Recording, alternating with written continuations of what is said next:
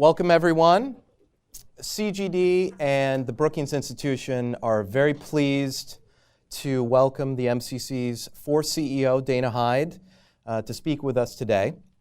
CGD's president, Nancy Birdsall, had hoped to host you today. Unfortunately, she was unable to do so, so I will do my absolute best to step into her big shoes.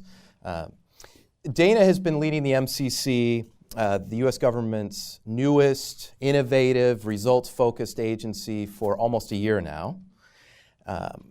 And into this position, she brings a wealth of experience ranging across a whole host of different things: diplomacy, development policy, law, management, and has held a whole range of very senior positions in a number of different places, including 2 White Houses, the State Department, the Justice Department, as counsel to the 9/11 Commission, as well as with law firms in Washington and D.C.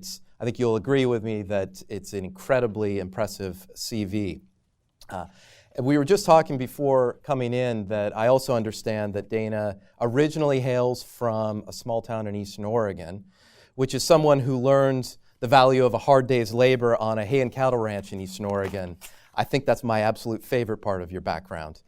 But on a more serious note, Dana took the MCC helm at a really key time. The agency turned 10 years old last year and is now focused on its second decade, and that includes embarking on a new strategic plan that will guide its operations and its focus areas. As most of you in this room know, the MCC was founded at a particularly auspicious time, one where there was a very deep and ingrained skepticism of the value of foreign aid. And yet at that same time, there was a growing global consensus about what some of the best practices are and should be to further improve the effectiveness and outcomes of foreign assistance. And the MCC, when it was set up, incorporated a lot of those core key pillars of aid effectiveness, things like providing assistance to only well-governed countries, giving partner countries the lead role in designing and implementing programs, predicting, tracking, and measuring results, and promoting accountability through transparency. CGD has been a fan and as well as a thoughtful agitator for the MCC and its model for a very long time, actually all the way back to when President Bush first announced it in 2002 at the Inter-American Development Bank, of all places. The Center's MCC Monitor, as we call it, was formalized in 2005, and since then we've produced over 40 policy papers, briefs, and commentaries on the MCC's model and its practices. And the most recent example of that is what we call the MCC at 10 series, which is a compilation of papers that looked at how well the MCC has actually implemented its model compared to its guiding principles over its first decade, as well as outlined a series of recommendations for how to further strengthen it going forward. I want to commend Sarah Rose and Frank Wiebe for those series of products. They're here. We may hear from them later if they want to throw in a question. And I believe their papers are here if you want to read more about it. I'm also very pleased that Homi, Kharas and the Brookings Institution are co-hosting this event today. Brookings, and Homi in particular, has been a long, prominent voice on aid effectiveness issues, as well as a whole range of other issues. And that includes developing the quality of official development assistance, or quota assessment. He actually worked on that with my boss, Nancy Birdsall. So it's great that Homi is with us and co-hosting with Brookings. Following brief remarks from Dana, Homi and I are going to join her on the stage for a conversation and to learn about the MCC's top priorities going forward, what we may expect to see, what are some of the big ideas, the challenges, the opportunities, and then we're going to make sure that we leave some ample time for a Q&A with the audience as well. So Dana, thank you again for being here today, and we are very warmly looking forward to your remarks.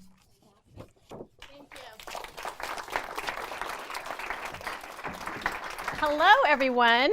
We made it. Those of you know that we were thwarted in our first attempt by the snow, that winter that doesn't ever seem to really leave us.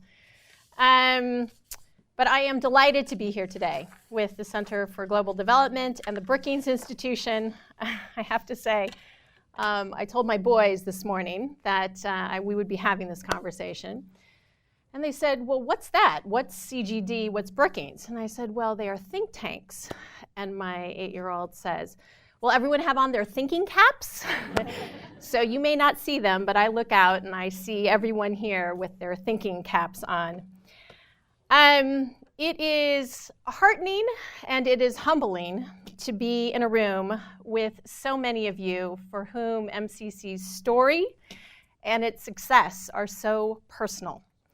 I see many faces out there to whom that applies. To me, one of the most powerful elements of MCC's story is to recall that it was conceived and it was born in the period shortly after 9/11. So in those days, I had the privilege of working on the staff of the 9/11 Commission.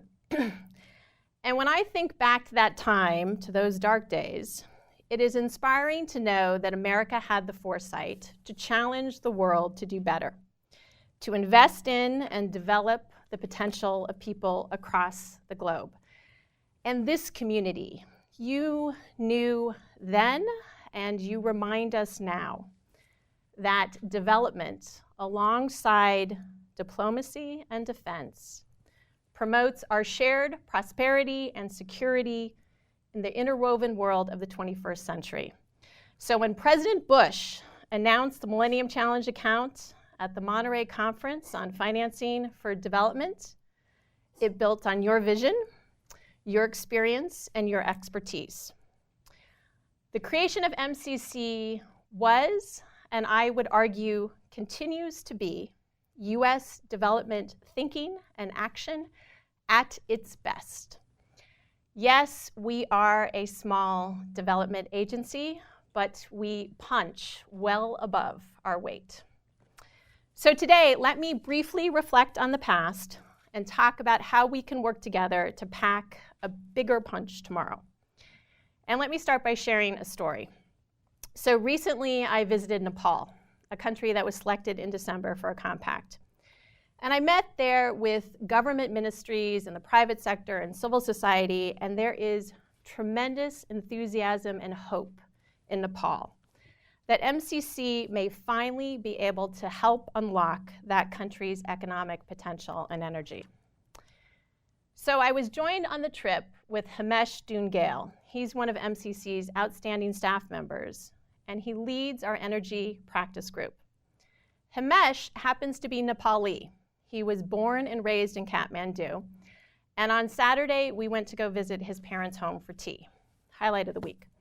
So at one point, his mother goes over to the refrigerator. She takes down a piece of paper. She comes back and she shows me the weekly schedule of the 12 hours every day that she and her neighbors would be in the dark, were it not for what Himesh has rigged throughout the house in various places. And at the same time, Himesh's father shared with pride, beaming, that he encouraged his son to become an engineer that was focused on energy because he knew that that's where Nepal's economic potential would lie. So 2 decades later, Himesh is indeed poised to make a difference for Nepal. There's no pressure on him, as you might imagine. I don't know if he's here, he's not, he was going to be. And sitting there, it was just so vivid for me to see what's at the core at MCC. It's not just the progress or the promise of economic progress, but economic empowerment, an empowerment that can deliver really tangible results for individuals and families. I am honored to lead an agency that works to advance the common dreams that I see shared and articulated every place I go. Better life for the children, opportunity for all, and a widening circle of prosperity and progress. So MCC's mission, you know, it's singular in focus. We reduce poverty through economic growth, and that means a focus on 3 core principles: good policies, country ownership, and accountability for results. These features were groundbreaking 10 years ago. Today, they are standard practice. They are the foundation of President Obama's policy directive on global development. They are the building blocks of Partnership for Growth, Feed the Future, and Power Africa. They work, and they will remain the bedrock of our business.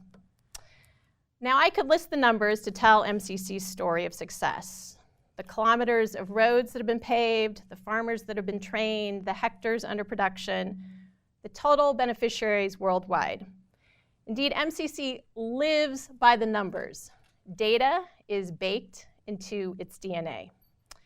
But numbers do not tell MCC's story. They do not capture the full impact, and this is surely what I've learned over the last year. It is the unique and synergistic combination of MCC's model, its partnership approach, the scope of assistance, and the relentless focus on transparency and accountability that enables MCC to deliver outsized impact. So let me share 3 illustrations. First, MCC creates incentives for countries to do the right thing. Just ask Côte d'Ivoire. They ask us and the IFC how they could improve their laws and how they could have passed the MCC scorecard. Soon after that, Côte d'Ivoire passed a new family code that gave women the same rights as men as where to travel, where to work, and where to live. Côte d'Ivoire now passes the gender indicator, and they are a proud new partner in a threshold program. In Côte d'Ivoire, we see the effect, the MCC effect in action. It is real, it is powerful, and it demonstrates how MCC encourages countries to undertake fundamental policy reform before spending $1 of taxpayer funds. Second, our approach to country partnership pays dividends beyond MCC's direct investment. MCC's model, as many of you know, it puts government leaders in charge of designing and running their own programs, so they are responsible and accountable for delivering on their promises. In these ways, the model fosters a foundation of support and trust that withstands the turbulence of difficult reforms and stretches beyond the life of individual projects. So the biggest indicator of success for MCC is when countries adopt our principles and practices as their own after a compact ends. We see this in Morocco, where the government credits MCC for inspiring the first ever budget driven by citizens, or in Cape Verde, where the government passed a new law on public procurement that mirrors MCC's fair, open, and transparent procurement guidelines. Or in the Philippines, where the government is using a model for community-driven development supported by MCC to pursue national road maintenance employing local communities. Third, private sector investment is at the core of everything we do. Catalyzing the private sector for development is not a complement to MCC's work. It is our work. MCC's model and approach, from selecting countries to choosing projects to measuring results, it is all oriented around how to create the right circumstances for businesses to invest. And increasingly, MCC's own investments are supported by and conditioned on fundamental reforms that decrease risk and increase confidence for private investors. So last August, we signed a $500 million energy sector compact with Ghana. The investment focuses on turning around Ghana's main utility by promoting sound governance and a sustainable regulatory framework. Reforms like these aim to improve the reliability and the quality of electricity for Ghanaian homes and businesses. They are designed to deepen the private sector's confidence that investing in Ghana is a good bet. And early evidence shows that these reforms are working. Total private commitments to the Ghanaian power sector are expected to exceed $4 billion in coming years. In all of these ways, and what I find so compelling is that MCC's impact reaches beyond the specific project it funds. from our impact on policies like in Cote d'Ivoire, or on investments like in Ghana, or on institutions like in Morocco and Cape Verde and the Philippines, MCC helps our partners create conditions for economic growth that lead to poverty reduction. Last year, MCC marked its 10th anniversary. Thanks to the leadership of the folks in this room, we are off to a solid start, but it's just a beginning. So what's next? What's the future? How do we build on this foundation? I think there are at least 5 ways MCC increases its impact moving forward. First, keep our eye on the prize: economic growth, growth, growth. Future of development, as this group well knows, will not just be about the total amount of development dollars. It will be about how that assistance helps catalyze economic growth, specifically private investment, to sustain and accelerate poverty reduction. MCC is already squarely in this space, yet we can do more to improve our economic analysis to understand how social, gender, and environmental issues affect the binding constraints to growth, and to leverage partnership and private investment opportunities. And high on this list is exploring the potential for MCC to invest regionally, for regional compacts, a request that is contained in the President's budget request. Second, new faces, new places. Building on the model, we will explore new partnerships and potentially new places to invest. As you all know, traditional donor flows are shrinking compared to foreign direct investment and other forms of finance. MCC is increasingly targeting our infrastructure grants to fill financing gaps that inhibit private investment. We are also helping countries to do a better job of identifying and designing the right public-private partnerships. Partnering with the private sector complements our increased focus on partnering with NGOs and other agencies across the US government, from working with PEPFAR on country data hubs to working with Data2X on gender data. We know that we can create a greater impact when we work together. And as the research points to increasing pockets of poverty in urban centers, MCC is looking at cities and subnational entities as potential partners of the future. As the face of poverty shifts, we too must adapt.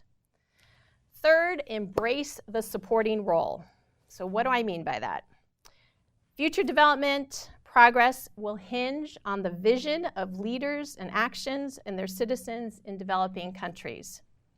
MCC's biggest contribution will be to encourage and support their commitment to good governance and sound economic and social policies. To do this, MCC will maintain our rigorous selection process and keep our dogged commitment to open, evidence-based decision-making. And we will equip our partners with the right tools and guidance. CGD and Brookings push us to improve the quality of our aid. For example, CGD's push for cash-on delivery and development impact bonds is helping us think about how we might experiment to increase country ownership and pay only for results. Fourth, it is all about transparency. Transparency is MCC's biggest asset in motivating countries to do the right thing. Our selection, analysis, procurement, investment decisions, and results are public. This is why in 2013, MCC earned the Aid Transparency Index's ranking as the most transparent aid agency in the world. We know that putting the principles of transparency into practice requires senior management leadership, ongoing decision-making informed by policy, and technical and programmatic expertise. Moving forward, we are focused on posting economic rates of return for completed compacts, making our data visual, strengthening our results reporting, and sharing our own practical lessons about the trials and tribulations surrounding data compilation and production. Rest assured, transparency will remain an extreme sport at MCC. Finally, the back of the house matters. MCC's effectiveness has as much to do with how we run our business in Washington as how we conduct it across the globe.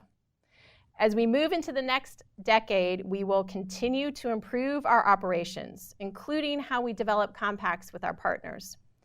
And we will seek to plan and align our 5-year investments with a 5-year budget framework that provides sufficient resources for our mission.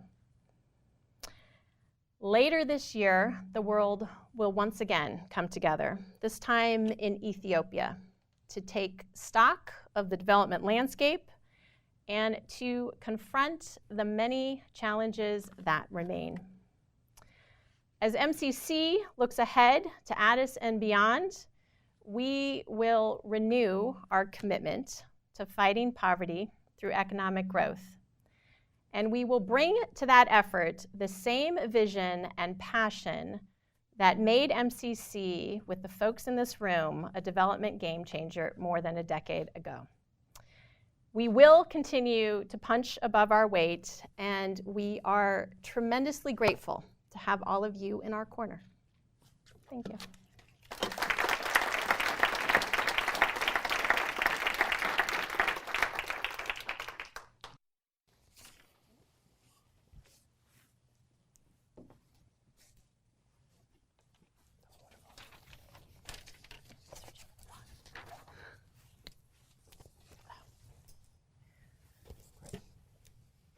Want to kick us off, Homi? Homi. Yeah. Dana, thanks so much for Yes. a really inspiring talk. And you know that in the quality of official development assistance that Nancy and I put together, Yes. you know that you always appear as the Yes. best U.S. government agency. Yes. Which So, I've learned means that there's a higher standard, that's exactly, yeah. as there should be. So I wanted to kind of start with, you know, that on the one hand. Here you are, the kind of the leader of the pack, of the largest provider of development assistance. As you said, you were, you know, the inspiration came out of Monterey, Yes. came out of the Millennium Development Goals. Fast forward to today, we're going into Addis, we're going into Sustainable Development Goals. But the conversation has changed. Then it was about aid and aid effectiveness, and you were born out of that environment. Today, it's about a beyond aid agenda. People are writing papers called From Billions to Trillions. So there's a whole sense of how do we get much more ambitious? Yes. And so I wonder if you can, you know, comment on and say, why just punch above your weight? Why not put on a little bit more weight? And still punch above it, but You know, to a woman, that's sort of a sensitive. you know, I know what you mean. He meant Right, put on more muscle. you know, I mean, in many ways, we're talking about transformation. You were formed with the idea of transformative change. Now we've come to that stage. Is it time for MCC to really, you know, be able to contribute at a much, much higher level of ambition? Yes. And if your answer to that is yes, then, you know, what would it take? What would it take? So I think, thank you for the question. I do appreciate where it's headed. I mean, I think MCC's... Forgive my... It was too Stay away from weight. It was too easy. I don't know why I too fall easy. into these traps. I think the value proposition of MCC is as strong as ever. I think that you hear the terms catalytic, and this is a competitive, incentive-based model that both in terms of the foundational conditions for development to thrive, i.e. governance and reform, it is driving those incentives in a positive way. And with respect to the actual investments that we are undertaking, we are doing so in a context of looking very much at the sectoral policy reform agenda and looking beyond the project itself, which is consequential, and where we're working in those sectors, and looking to say what are the conditions and what are the reforms that are needed to make not just MCC's investment sustainable and thrive, but other types of private investment. So certainly you see that there is, and Ben has recently written a piece on development financing, and that MCC's grant assistance is being used in that way. I think there is tremendous opportunities for MCC in the next decade to deepen its impact in all of those ways. I think for a number of reasons. First, MCC has established itself as a credible, trustworthy, rigorous and disciplined partner of development nations. And that is a brand and an asset that is highly valuable. And that has been established over a decade. So I think the question is what we do with that in the next decade. And I do think that that answer goes to how we stand a strong shot in a difficult, recognizing that regional investments are tough. I think MCC stands as good a chance as any in trying to bring countries together in places where we have worked before around not just an investment, be it in power, be it in roads or the like, but around the foundational conditions that are needed for those investments. And we know that that will pay dividends far beyond a project. So I do think it is a moment for MCC in the next decade to really take its leverage capabilities to another level. I am pleased that the President's budget includes an increase for MCC, which puts us on that foundation. I am also quite enthusiastic about the authority that we would need in order to engage in regional compacts and how well received that has been on Capitol Hill. And I think it's a moment. I mean, I think MCC will do all of this with those other cross-cutting enablers in the model, the data, the transparency, and we're fairly young. We are 10, and it is the moment for us to look at what the next decade looks like and where we can take it. So let me pick up on a couple of those points. And I'm sorry, we're going to try and make so we don't have you ping-ponging back and forth. So yeah, I guess there's a number of different ways, and I'm going to stay away from Homi's analogy to get greater, bigger, larger.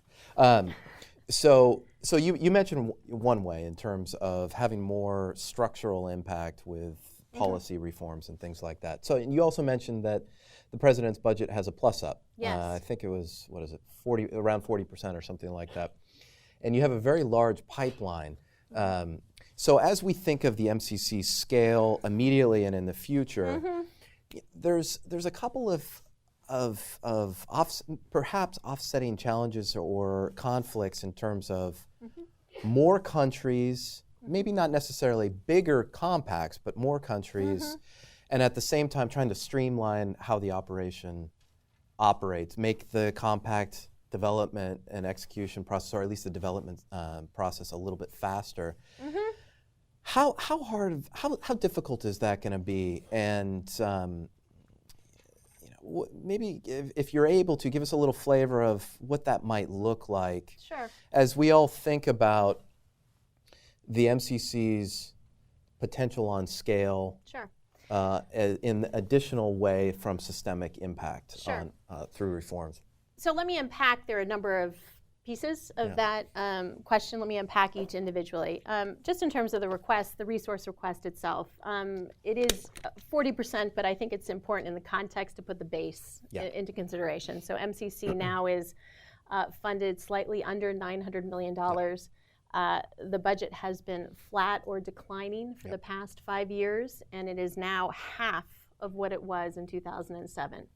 So a 40% increase in that context looks like a $1.3 or 1.25, $350 million in that overall I context. should also say a fifth of what it was originally announced. And I didn't even go back to the fifth of the original announcement. But so that was a different administration, though. I am highly mindful of the fiscal challenges of our nation, and I think that's an important context to look at where MCC is now and what it's put forward. Yeah. Second, I think the opportunities are there for this model within the context of the overall foreign assistance account, which I am a vocal champion of overall in what we're doing around the globe, for us to take advantage of these opportunities for those resources. You mentioned the pipeline of compacts. At the same time, we have 9 compacts under development, and we have 2 threshold programs. And we have taken a look because, as I said in my remarks, I really do think the back of the house matters. I think our ability to be an effective organization to our partners, to our stakeholders, to Capitol Hill, depends on our ability to really have rigor in our own management around that. So we have looked at the process for compact development. We are very mindful of the lessons learned of the past about the need for feasibility studies, about the need for consultation with stakeholders. We are simply looking for opportunities where, in cases where it's taken 9 months or a year for the team on both sides to come together, things that we can bleed out of the system in our own management. And also holding ourselves accountable on stages of this. So fully committed to making sure that technical competence is not, but with a management rigor that I think is important to the effort overall. And I will say that we expect, we are targeting 3, perhaps even 4 of those compacts coming forward this year. So we are at the pipeline is large, but there are a number that are about ready to come forward. But even with these new thresholds, compacts, and other things, you will still be operating in, maybe 1/3 of sub-Saharan African countries. That's right.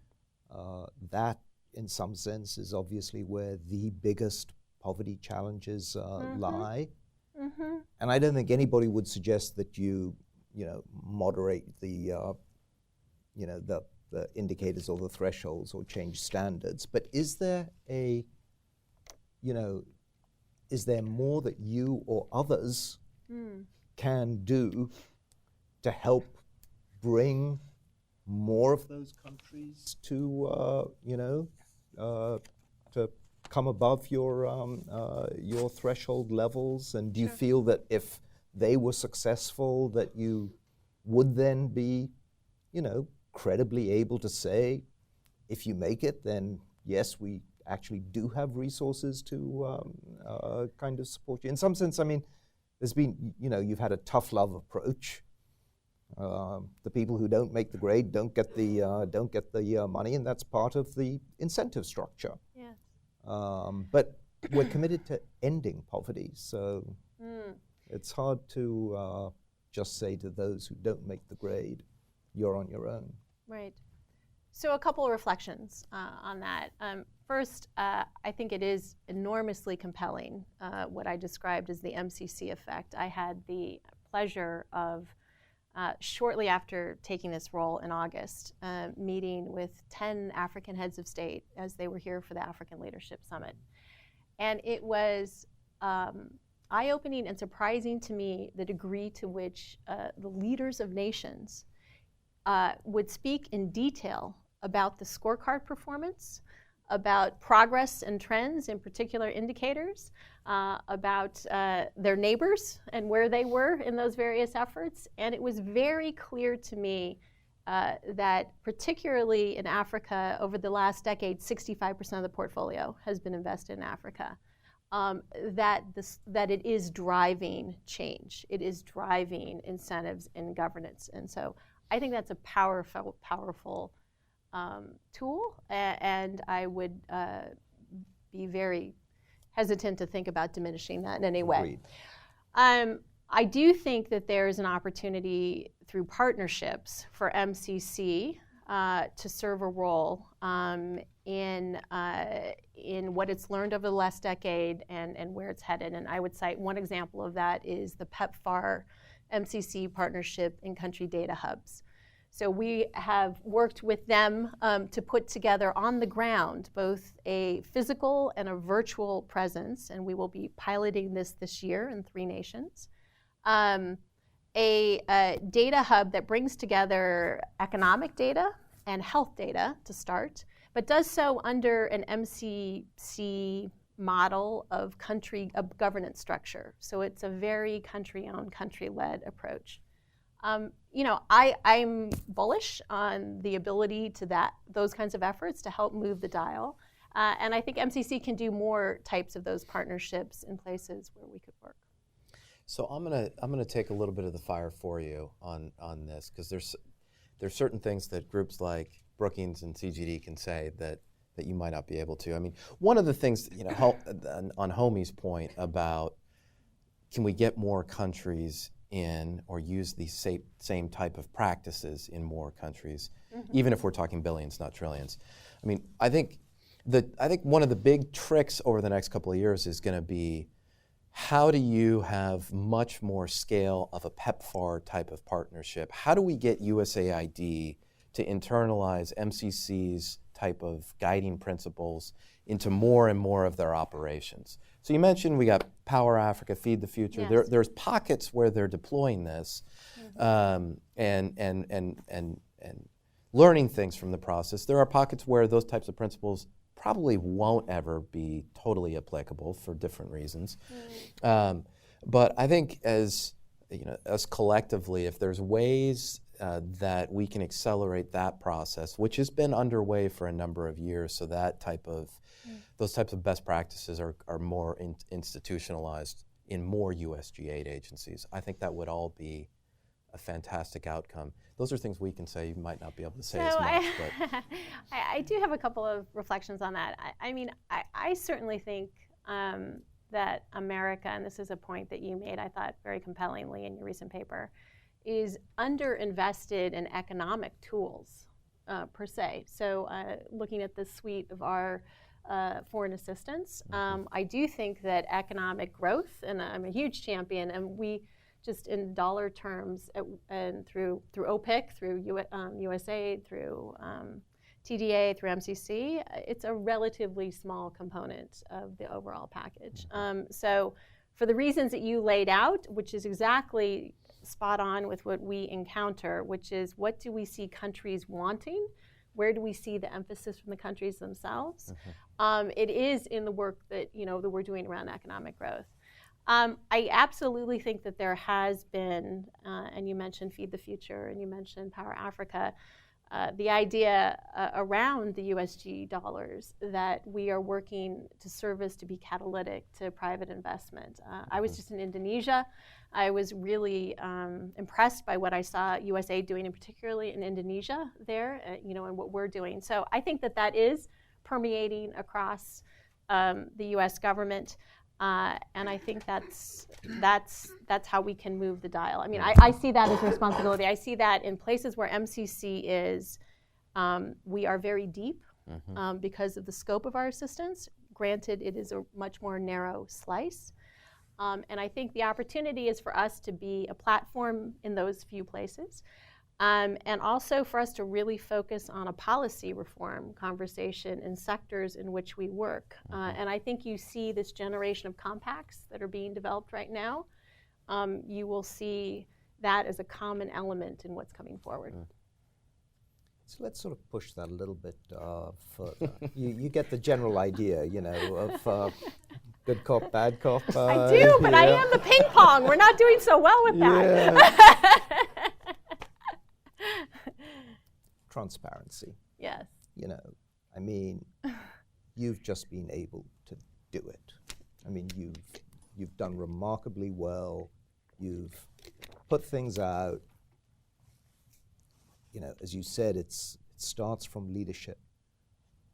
How come every other agency in the U.S. government isn't able to do it? Why can't you just tell them, look, it's kind of easy. This is how we do it, and get on with it, people. It's so, you know, you have lessons that you can impart to improve the rest of the system as well as your own operations, don't you? Well, thank you, Homi. You're welcome.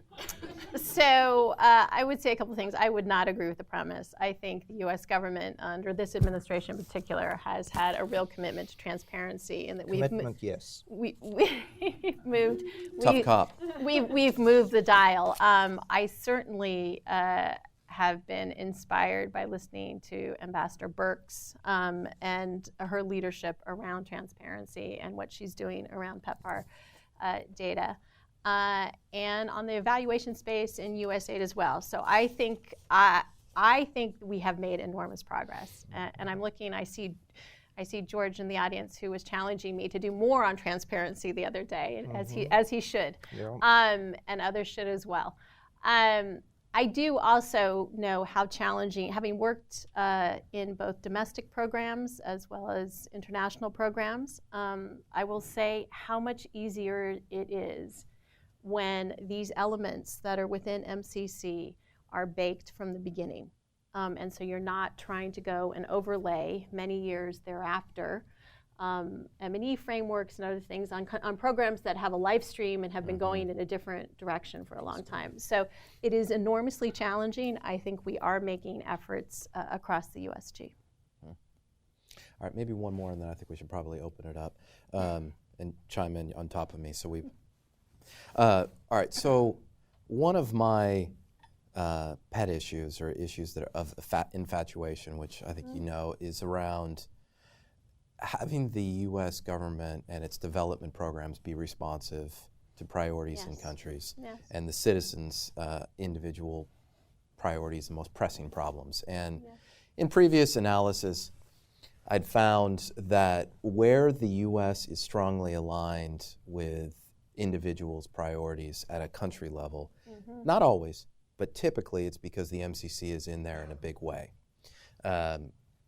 So I think that's a story worth telling in general sense. But one of the other aspects that I find interesting about the MCC model is that through its compact development, execution, and then into monitoring, it unlike many other development agencies, it promotes the citizen government model or the contract there. It doesn't create a model where the accountability is from the government back to the donor. It's much more complex, nuanced, in promoting of this local accountability structure. So do you have any thoughts on, are you all at the MCC kicking around any ways to even do more of that?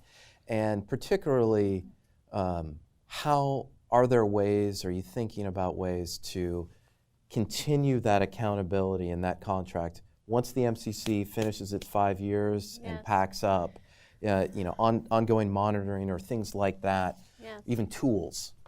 So I share your assessment and have been so impressed with what I hadn't appreciated, which is this implementation model, the creation of the board in country, which is called the MCA, and the professional staff.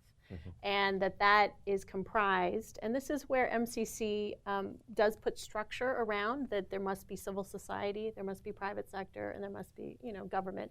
Oftentimes it's actually chaired by the finance minister. And then there's a professional staff as well that has social and gender personnel, as well as fiscal accountability agents and the like. It is a tremendously valuable platform in most countries, and I'm sure there is an example in the portfolio where it's been more challenging. For example, I was just in Indonesia, and it is the first ever such trust, such entity that was created in law that had civil society and private sector joined with government ministries, and it took 12 months plus to stand up for that very reason. But it is breaking new ground, and if I had to say one secret sauce, I think of the MCC model, I think it is that. I think it is the fact that countries themselves are heavily invested in what we are creating, and that dialogue starts in a very economic frame among the economists and the constraints analysis, and then it grows and develops into this platform. What we are seeing is that countries are telling us that they're considering using that platform in other ways after we are gone. I'll give you one example. The 3 countries of the Northern Triangle, the foreign ministers have recently had a statement put out, as well as each has an appointee, and I was recently in Guatemala. They, in Guatemala and Honduras and El Salvador, countries where we've all worked, they speak of using the MCC, the MCA, they call it, model to implement their own program of the Alliance for Progress, irrespective of whether U.S. funding comes forward for it. That's the approach that they're looking to take. So there has been a recognition of that by some key actors, and I do think continuing to hone that modality and us continuing, I mean, there's never a perfect balance, and we're always sort of moving between the hands-on, hands-off approach in helping to guide countries. But I think it's brilliant, and it has much potential. Great. What do you think, Homi? Should we open it up? Or do you want to do one more? I just want to add to civil society the business side of things, because you talked about leverage, and we all know that in infrastructure and power in particular, it's a very natural kind of combination. But I wanted to ask a little bit about your experiences with leveraging business in other sectors and in social sectors in particular, in health and education, which is a much more contentious and kind of difficult sense. I mean, do you see big potential there? Do you have lessons that you'd like to? So I think that we have, and I can give a few examples. What comes to mind immediately is in water and sanitation in Cape Verde, we're partnered with Coca-Cola. It's the Coca-Cola Foundation as well, but we have worked in, and we've done quite a bit in water and irrigation. And there are many actors in there, both private sector as well as NGO and different types. I see in our portfolio that we have partnered there, but we could do more moving forward. But is that Coke more as a CSR foundation, or is that Coke as a example? business? I was searching my mind for that, and I'm pretty sure that is Coke as a CSR foundation. Another example I would call to mind is the public-private partnership that we've done in Jordan that is also a water treatment plant. And our contribution there was to support the public contribution of the PPP, as well as to help prepare the project. And it's one of our most successful projects in the portfolio. So I think there is potential outside of energy. I think particular potential, the first that came to mind in terms of sector was water and irrigation. And I would have to draw on my folks to know about transportation, or I could probably ask Frank and he would know of an answer. He would know of an example in that space. But yes, I think the parameters and the limits on doing more of this are more logistical and timing and bandwidth related than they are the paucity of actors themselves in the sectors. I see them being much more pedestrian limitations than the fact that they're not there. So problems we can solve. Problems we can solve. We can solve. That's great. All right, I'm sure we're going to tease out some of these same themes and issues once we open it up. So we talked beforehand. We're going to grab a couple of questions at a time, and we'll go through them. So we have mics out here. So if you just hang tight for a moment, the mic will come. So here, and here, and here. Perfect. One from each row. So we start here, and then we'll go here, and then we'll go here. My name is Larry Bridwell. We can hear you. My name is Larry Bridwell. I teach international business in New York City, and I have a lot of students from India, China, and Africa. Yes. And in the last 3 years, I've been assigning a book about Africa called The Fastest Billion by Robertson. I forget his first name. And there's this huge emphasis economically that the future growth is going to be in Africa. But the conventional wisdom, whether it's correct or not, is that China is far ahead of the United States when it comes to a strategic positioning in Africa, and the U.S. at best is catching up. And I read through the report by the Congressional Research Institute about the MCC, and it had in there an interesting, maybe in a footnote, an incident involving Senator Webb, and that the MCC had given a contract to a state-owned enterprise from China, and that you had changed all the policies. But in following up on what you were saying earlier, maybe the MCC should be far more aggressive, because when you look at what China's done with this Asian Infrastructure Industrial Bank, and with all of this leadership that China is aggressively pursuing to position itself, I wonder if we're still not moving as aggressively, and maybe the MCC could be a vehicle to do that. Thank you. Thank you. Please. Oh, I should write some notes. Hello, I'm Erin Enting with Kharas Corporation, and we're an implementing partner to MCC and to AID. I was really intrigued by your comments about the prospect for regional programming through MCC, and in particular, given that you recounted the importance of host country ownership and programming for accountability, and how important the MCAs are in many of the recipient countries. AID has certainly found, and we as an implementing partner for AID and regional programming, that host country accountability and motivation and buy-in to regional programming is sometimes difficult. So I wondered if you could comment on how you envision that. Yep. And then we had one, there we go, right here. Hi, my name is Alina Zhishkovsky. I'm with Global Development Network. We're an organization that works with researchers in developing countries, helping build their capacity, especially in social sciences and economics. And we're very much believe in that this local research is needed for effective development policy. So I'm especially interested in your new data strategy, and if you could tell a little bit more about what you want to do beyond just a pilot in data hubs with PEPFAR, if you have a larger strategy that's in place. Thank you. All right, great. So we had a question about China. Yes. And more aggressive posture, regional compacts, and managing the coordination and complexity challenges, especially when you think about all of the skeletons from those that have come before, like the MDBs. But recognizing that it's the right challenge and the right area.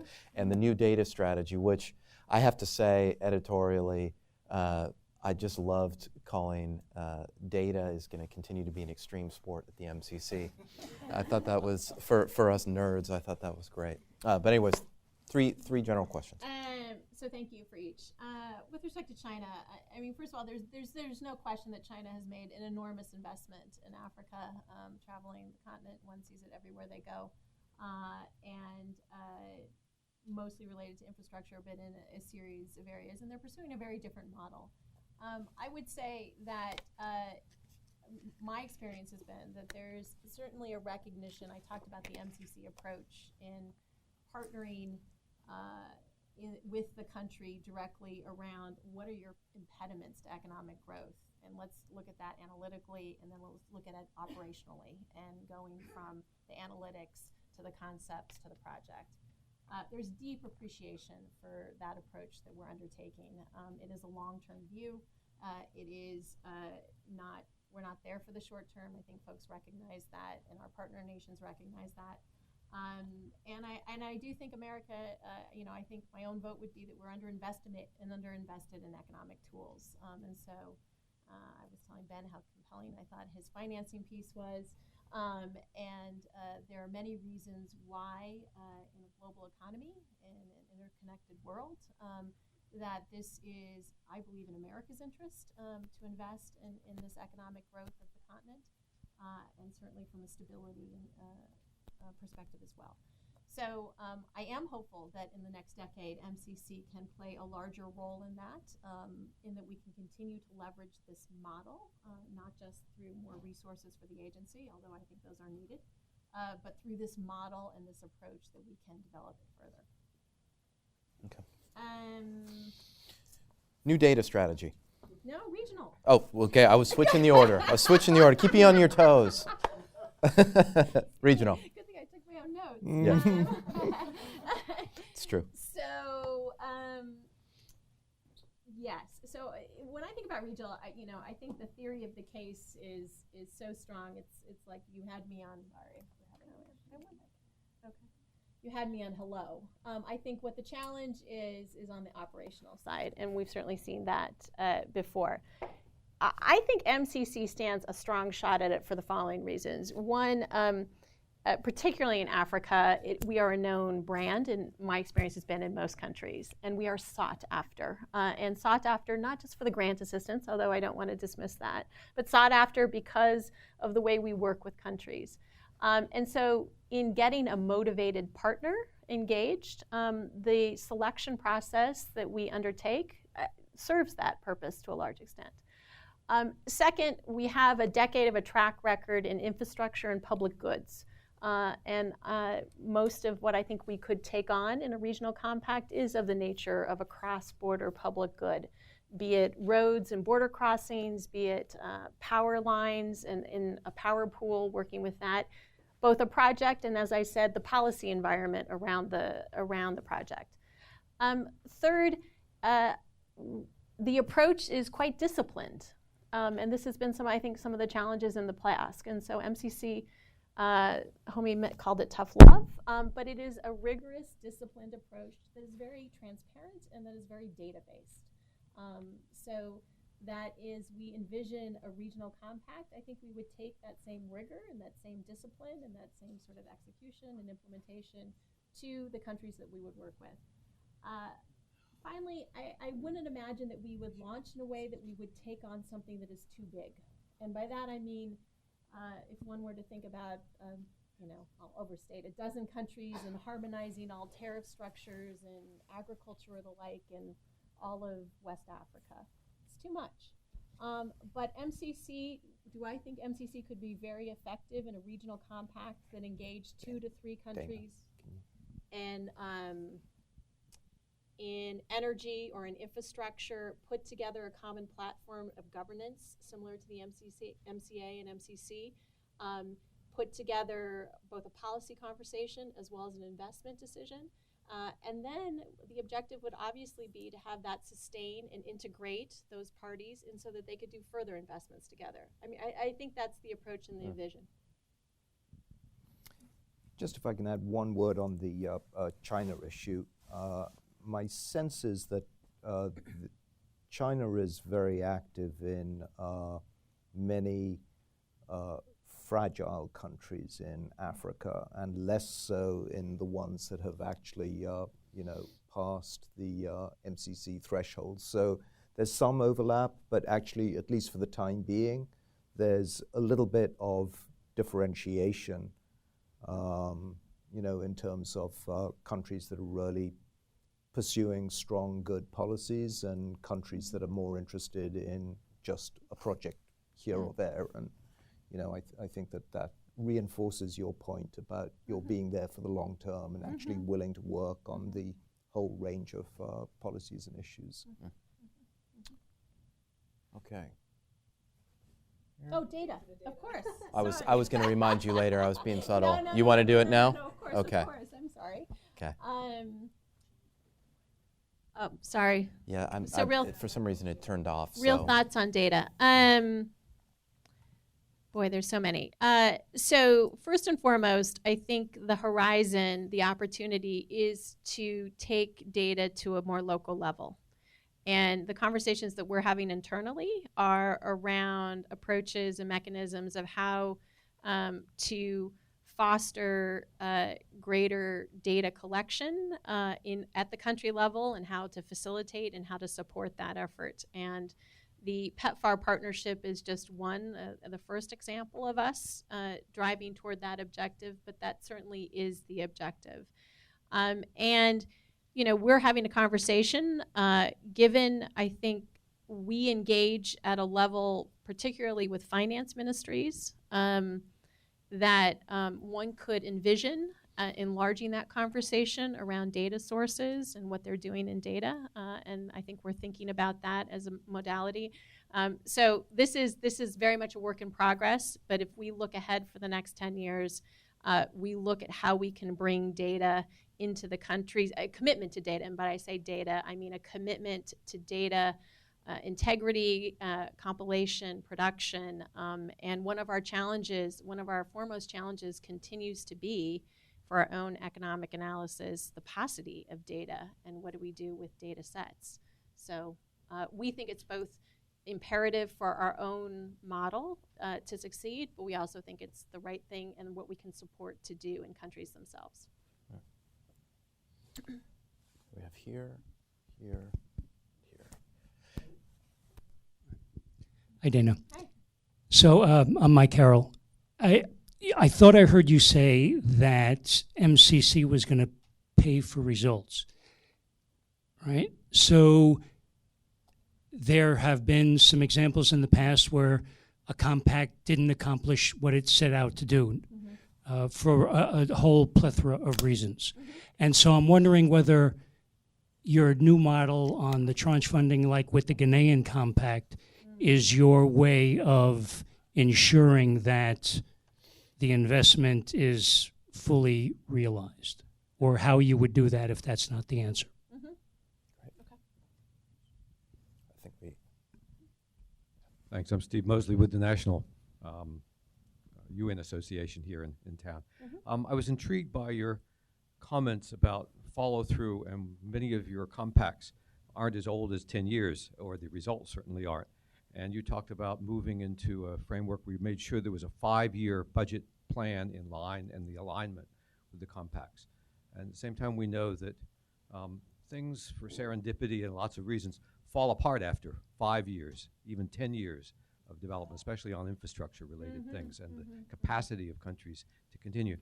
Could you talk a little bit about how, while you enter into ideally a larger capacity, as Homi was recommending, but given even the current levels of investment in new compacts, which you'll concentrate on, how will you follow and have a influence on ensuring that your earlier investments over a longer term, ideally a whole 10-year life of those compacts, most of which are only at 3 to 5 years right now, have a chance of succeeding, so that serendipity, and that's a tough term with lots of opportunities for intervention in the well-being, but so you can really see that your long-term success is continuing, or maybe even having to invest in interventions that make sure that those early investments have a long-term payoff. Yes. Thank you.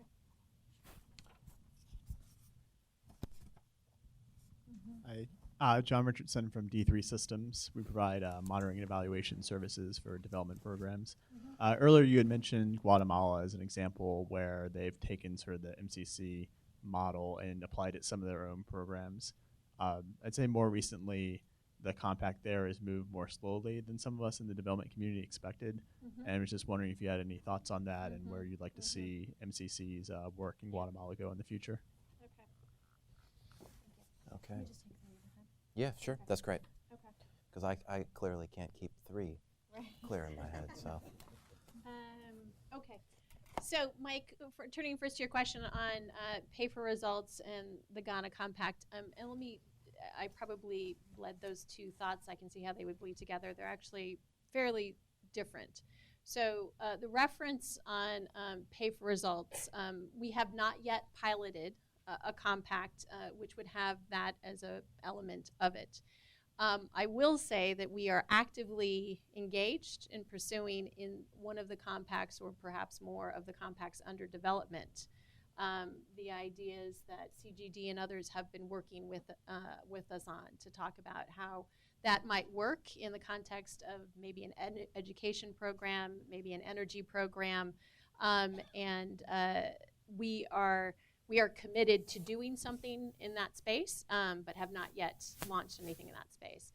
What we did include in the Ghana Compact was the idea that the funds would be tranched, and that there were a series of reforms to be undertaken as part of the reform of the utility, ECG, and that there are benchmarks in the compact itself, so that upon undertaking the first set of reforms, at the first $200 million will be released, and if those are undertaken successfully, the next tranche will be released of funds. So that is an approach. As we look at a single sector, in the Ghana Compact, we are only focusing in energy, and we are specifically only focusing on the utility of ECG that we have used for the first time, and that we may use in future compacts as well. So those are the differences. Can I make a comment on this one? Sure. So on the pay-for-performance issue, I mean, one of the reasons a lot of us are particularly excited about the MCC taking a look at this is if you look across the U.S. aid agencies, the MCC is uniquely placed to experiment in this way for a variety of different reasons. Don't have the same degree of congressional earmarks, you have more flexible budgetary money, a different model in terms of, for the most part, in terms of country ownership. And pay-per-performance or cash on delivery is in some ways is like taking that whole overarching approach one step further, and further deepening country ownership and partner governments in the driver's seat. So we will all be watching that with a lot of interest and see how it goes. But if anybody in the U.S. can do it, it's probably the MCC. Yes. Thank you for expanding on that. We agree that the two core elements of the MCC model, bedrock commitment to country ownership and accountability results focus, lend themselves very well to a pay-for-results approach, and thinking about the context of what that might look like but of course working with the country partner itself as we shape these compacts. So it needs to be welcome, obviously. The second question, help me just a bit. Long-term. Longer-term impact, time horizon monitoring, sustainability of results. Yes. And there was a mention to the 5-year budget. So again, let me clarify just a bit. I'm really asking you anticipate in your process of evaluation, monitoring, where these things can be seen 10 years from now, not just 5 years. That's right. That's right. Post-compact. And what beyond just measurement you may have to anticipate doing to ensure your investment lasts. So I think it's a great question. I'll address it from at least two angles.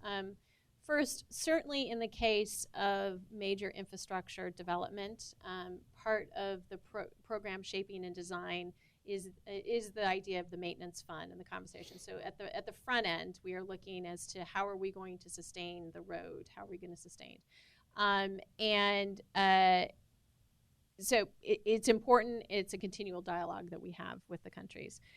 Second, in those countries that we are moving to a second compact and we are graduating, we are very much looking at what were the investments in the first compact, if there was any conversation that needed to be had that wasn't had in the first compact around that, to making sure that that is integrated in a second compact. And third, I do think we have talked about and need to solidify a bit. You mentioned the M&E and the measurement and the kind of monitoring role. This is a challenge that our team faces around once we close out of a compact. I think there is opportunities for us to formalize partnerships with other folks in the USG who will continue to be in a country where we will not. And we have started thinking about doing that in a more direct way. So I think that is something that we can improve on in the next decade. I will mention the 5-year budget framework, which I did in my remarks. Slightly different issue. There I was speaking of how do we build our own resource request? How do we think about building MCC's budget? And if we think about we undertake 5-year infrastructure investments, as you may know in federal budgeting, it is a 1-year cycle with the exception of capital projects. A capital budget is often a DOD, for example, looked at in a 5-year horizon. So one of the things I've brought to the agency and I want to look at is for our own budget build, how do we look at a 5-year horizon, and how do we incorporate that into our request for Congress? Sounds like all the OMB experience came in very handy. And my final question, capacity. Help me again, Ben. So I didn't catch the name of the country that you originally Guatemala. referenced to. Guatemala, yes. And slower than expected. So Guatemala, thank you for the question. I was just in Guatemala, and I was pleased to sign the Threshold program. So Guatemala has not yet been selected for a compact. It's a smaller threshold program. We will be working in education as well as domestic resource mobilization. As well as, I will say, there's a nascent public-private partnership agency in Guatemala, and we are going to be supporting the preparation of a couple of PPPs in Guatemala. Their interest and reference thereto was they're setting up the MCA. They've certainly talked with their neighbors who have had experience with MCC, and they are interested in perhaps, as we move forward in their own plan, the Alliance for Progress plan, using the MCA team model to work with Honduras and to work with El Salvador. But we are actually just starting to implement in Guatemala. Okay, what do you think? Maybe one more round? Sure. Okay. All right, so go here. Yeah. And have to let Frank give a question. Exactly. Although you may regret it later.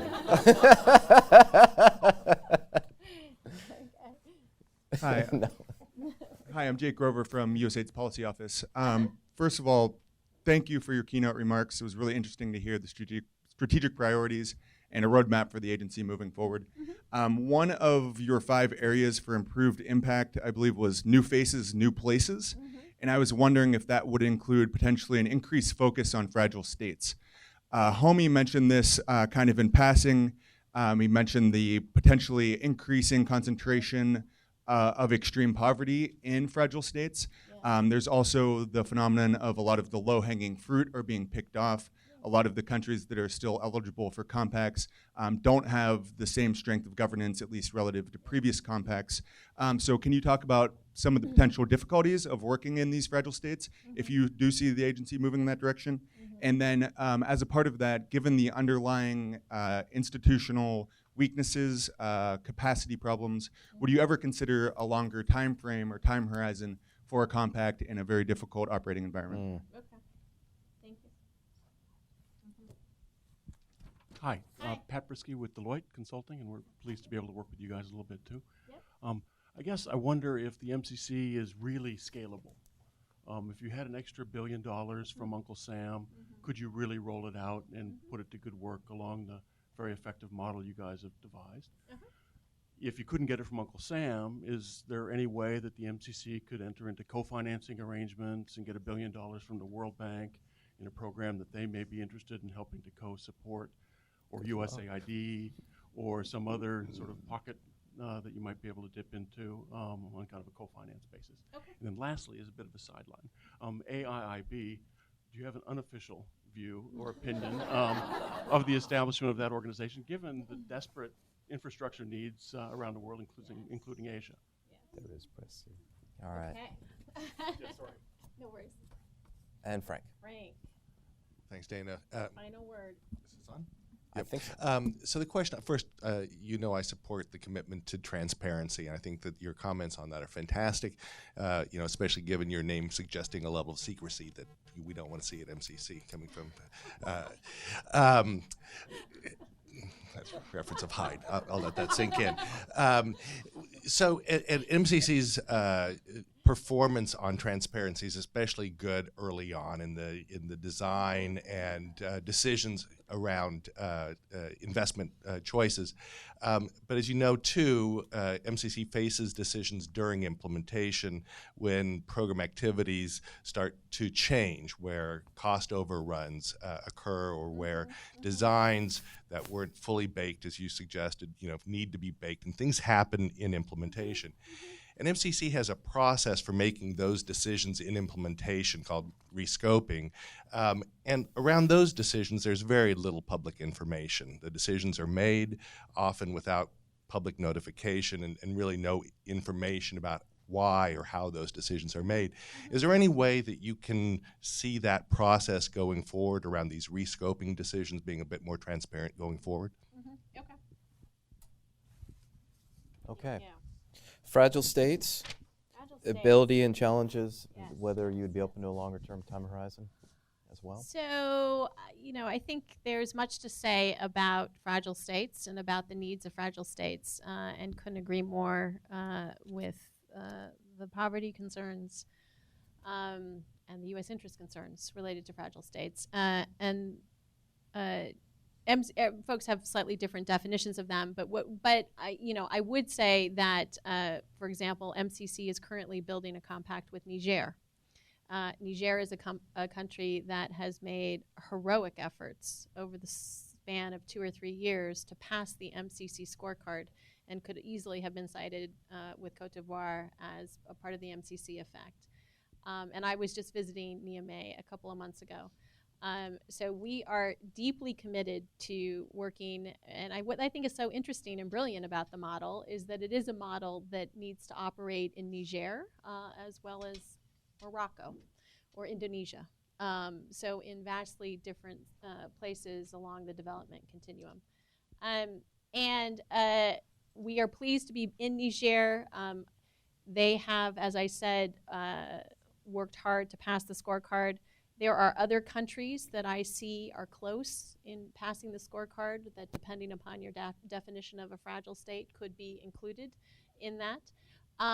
And it does present different challenges to the teams, to the operational teams, but I also think, though, they're all surmountable, and that we can be effective in Niger, and that we will be effective in working there. So I don't think that we, again, back to the conversation I had with Homi, that there's a different scorecard or a different set of standards, but I do think the MCC model itself can be effective in those sorts of environments. So that, to your point about the timeline question, that is a statutory provision. So there's not discretion within the agency to extend the time frame. I think what it translates to operationally is that we take into account in our investments what the time horizon is and what can be accomplished within the time horizon. Scalable models. What could you spend $1 billion well if you got it from Uncle Sam or somewhere else? Or Deloitte. Yeah, or Deloitte. I will say the following. I have had the privilege of working in and out of government for the last 2 decades. So I have seen a number of domestic and international programs in 5 different agencies. MCC is clearly unique and really a special place.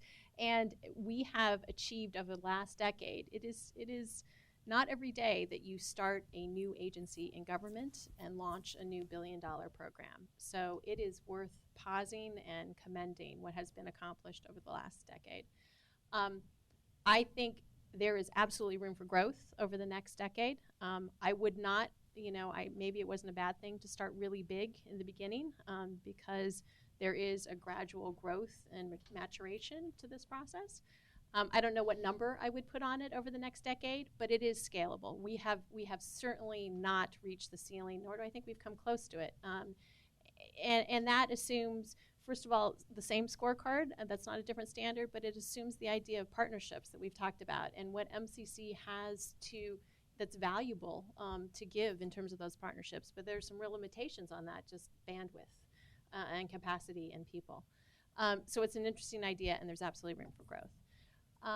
And that growth could be certainly, well, I won't get into speculation over financing mechanisms on it. It's worth a thought, and I would ask Ben to write a paper on it. would be my answer.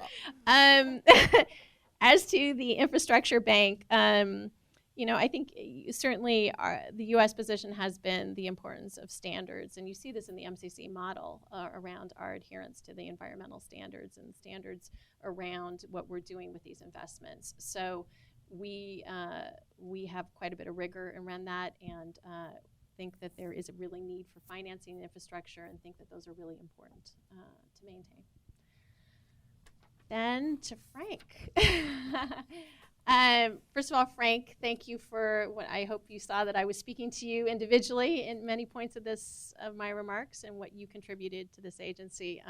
I feel that I have stepped into a gem of a place, and I'm really quite grateful to that. With respect to transparency, we can certainly always challenge ourselves to do more. I have said, in fact, I said to George the other day, at some point, though, we do have a true country partnership going on, and we have to be true to that country partnership as well when we talk about, what's the scope of what we're doing and how the investment is. So I see that we'd have to be true to all the elements of our model as we think about moving forward and making a different procedure internally.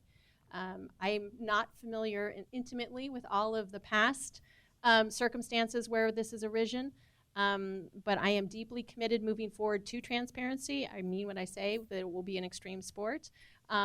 It's really interesting to see, I think, the value proposition for transparency for the agency. I think it's dramatic, and I think it's multifold. I think certainly the MCC effect itself is attributable to the commitment to transparency and how it's driving competition. I have seen in working with the countries that I have experienced that transparency helps to breed transparency, be it from El Salvador, from Honduras, specific examples.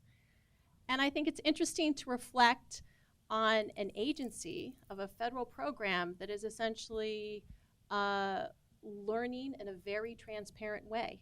That doesn't happen every day. It should happen more. It's the right thing to do. I can understand how it can be a little uncomfortable sometimes when we learn from what we've done before, but I am impressed by what I've seen, that MCC is doing that, and I say that again as someone who has walked the halls of many federal places. Well, that's great. Thank you so much. This has been wonderful, and it was great to get a whole series of questions from the audience, because I know, and I realized that we didn't get to everybody as well.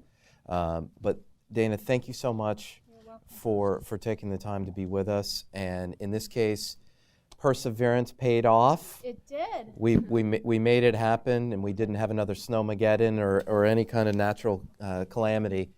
But again, thank you for being here, and we look forward to continuing to engage with you, and I know Brookings does as well on all of these issues. Thank you. And you have a lot of big ideas. We didn't get to talk about some of them, like subnational compacts and other things. Yes, so yes, part two.